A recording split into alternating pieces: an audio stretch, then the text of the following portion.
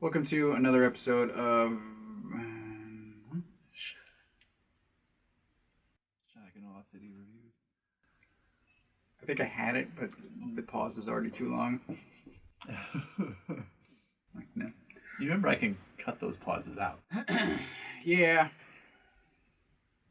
It's easier when it's only my hands on screen. If both of our faces are there and you're like, here's half a second gone. Yeah, that's true.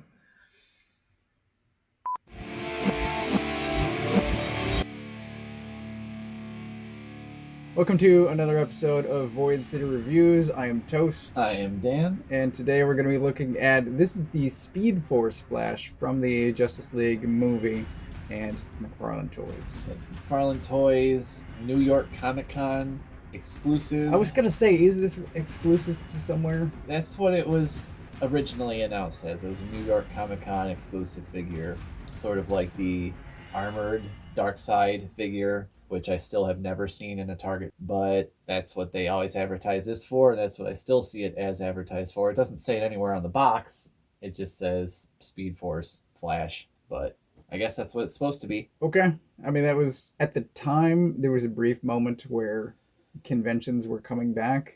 Yeah. Before they started getting canceled again. So it made sense at one point, and then it just... Is it available everywhere, or is it Target? I thought the New York Comic-Con ones were supposed to be for Target. As far as I know, it's Target. All I know is it's advertised as a New York Comic-Con Speedforce Flash exclusive figure, but he's at Target now.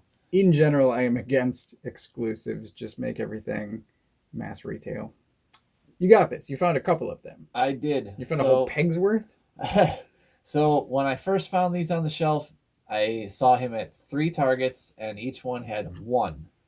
But yes, he is at Target now. I have seen him here on the pegs in the Midwest, and I did run across a Target then about 2 weeks later where they did have a whole peg. There's probably about 6 of them on there, so we shall see. So this is the first that I'm seeing him. I've seen the original Flash non-Speed Force, and I liked the suit well enough. I thought maybe Ezra was a bit taller than he should be, but I saw beautiful repaints of this suit. Oh, yes. With all the details on there's a lot of things that have yet to be painted that still could be, and that make him pop even more. So the suit in the movie is intricate, and they capture that in the molding, but not all of it gets painted. And that's why I was considering, because if I wanted another project, I could paint this as well. And I think at least I'm going to do the straps, whatever's holding this thing together. Yeah, the little like cords. The line work. Yeah, those should all be either black or silver, depending on whose versions you're looking at. But they shouldn't be just red. If you want to show them next to the original version that doesn't have the clear Speed Force effects. So it mainly shows up on the back. And then once you open up the joints, if you get them out of a standard A stance, you'll see the joints start coming through. I think the knees are solid blue. They are.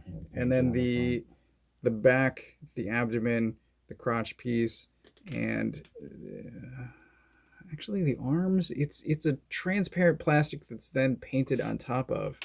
And it makes a kind of the Ghost Egon effect. Yeah, it's pretty much the exact same process used for the Ghost Egon figure we reviewed from the family that busts together 2-pack with Egon and Phoebe from Ghostbusters Afterlife. They molded the pieces in a clear plastic and then painted on top of those some of the details so that when you hold them up to the light or light shines through them, you can still see that through there. And so I had 2 problems with this figure, and one of them is the hands. I think he's got kind of fat hands. But this hand in particular, I think the fingers, this one, the ring finger in particular, needs... That's what it should look like. So there we go. But full disclosure, that's what this normal one looked like as well when I got him. Before you heated it. Yep. All you do is same trick we always talk about. Get a mug of hot water. I throw it in the microwave for 3 minutes. Pull it out. You just dip the hand in there for a minute. pull it out of there, all the fingers will have relaxed back into their original shape, and then you can either just hold it in the position you want till it cools. What I usually do is I get it in the position I want, then just run it under the cold water for 2 seconds. That will cool it down, and it'll have its shape solidified back to where it should be. So that's a really, really easy fix that happens a lot to either fingers on hands like this or really thin appendages or weapons a lot, and it's always just from being squished into that plastic tray inside of the box. But the other thing, and where I'm going to do the exact same thing on it, is the crotch piece. Because of the way he's molded in the box, this is slightly deformed because he's posed with one leg up, and so the rubbery crotch piece is slightly deformed. And as soon as I get him home, I will reform that, just like I did with the Superman cape. Yeah. Toast's tips.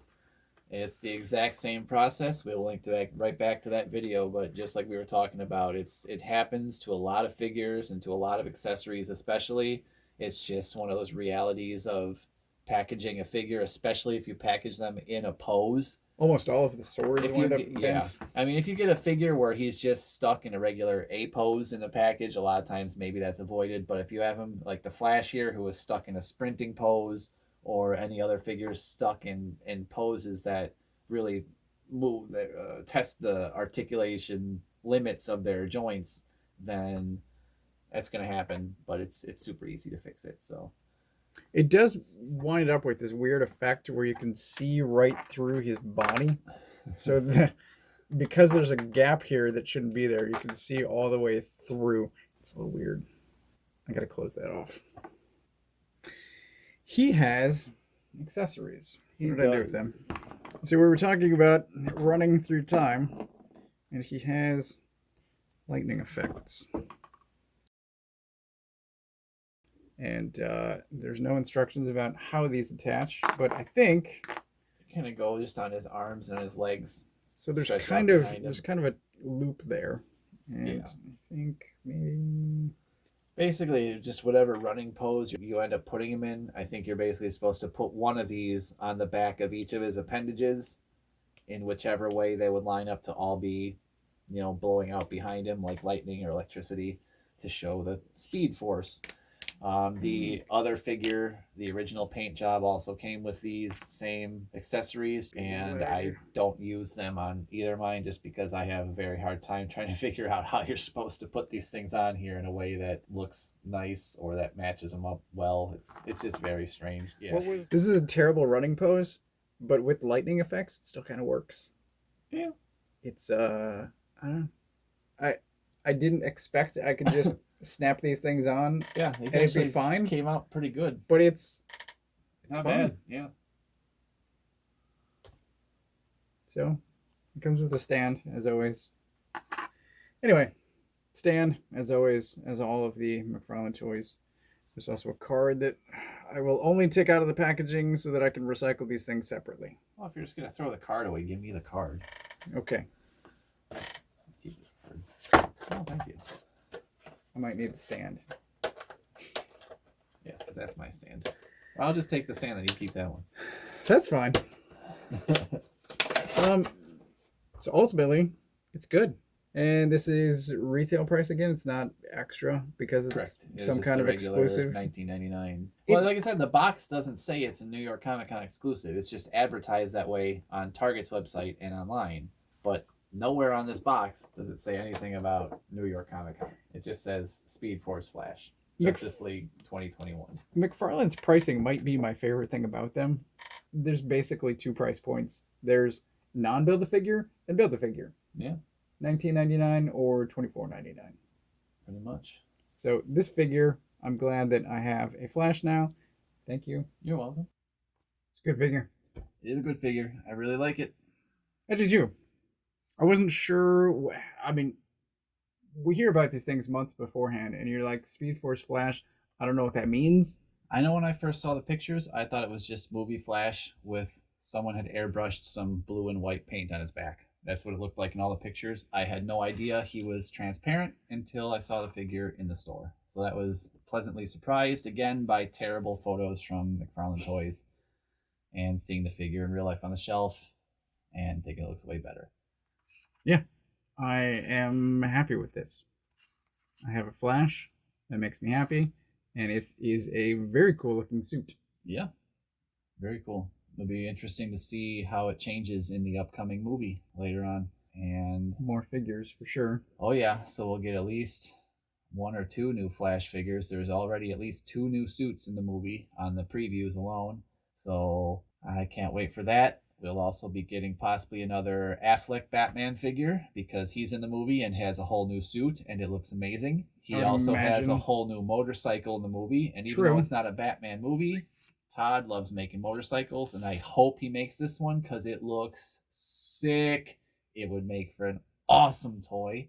We'll also get a Keaton Batman figure from McFarlane. So it'll be interesting to see what that looks like. But the reason I think we'll get multiple Flashes aside from just those 2 different costumes is because in the movie there is a scene where there's at least 3 of him in one scene from multiple timelines all together with different haircuts, different suits, different timelines. It'd be very interesting. We also might get a General Zod and a Feora from Man of Steel. Both of them are returning for this movie. Who else? I mean, it could be a lot of people. Supergirl is in this movie, so we'll get probably a new Supergirl figure. Is that her first? Yep. That'll be the first Supergirl with black hair. So it's a bit different of a design than we're used to seeing from most Supergirls, but it is one from a comic story. It's just from a different Earth, I believe. So I feel like we're not going to get all of those. It's going to be like a rat catcher situation. Oh, we'll get like 3 Flashes and 2 Batmans, and that's it. You're gonna get 2 Flashes, but not your favorite. And you're gonna get 1 good Batman, probably Keaton, and then a repaint of Affleck.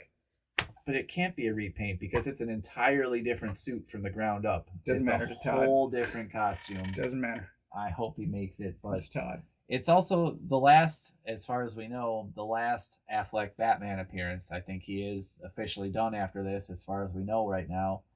So I'd hope it gets a figure. If McFarlane doesn't make one, I'm sure someone will. But I hope McFarlane makes one, and I hope he makes the motorcycle to go along with it. If you guys haven't seen any of that stuff from the filming photos that leaked, oh, it's the coolest motorcycle. It's about as close, I think, as we get to a live-action White Knight motorcycle. I think that's where a lot of the basis for it came from in the design department, but it does have... Oh, it looks so cool. Murphy can draw some vehicles. Yeah. Yes, he can. That's been it for this episode. That has been it. Go pick yourself up a Speedforce Flash figure at Target now while you can. Hopefully they're available where you are. Indeed. If not, you could probably get them online still... Possibly, but it's Target, so good luck. Good luck. Indeed. Well, I guess that doesn't leave anything other than all the usual stuff. Like and subscribe, and leave us some comments if you have this figure, if you have any of the rest of them, things you like, things you didn't like, or any figures you want to see coming on down the line pretty soon. Other than that... That's pretty much about it for today. I am Dan. I'm Toast. This has been Void City Reviews, and we will see you next time.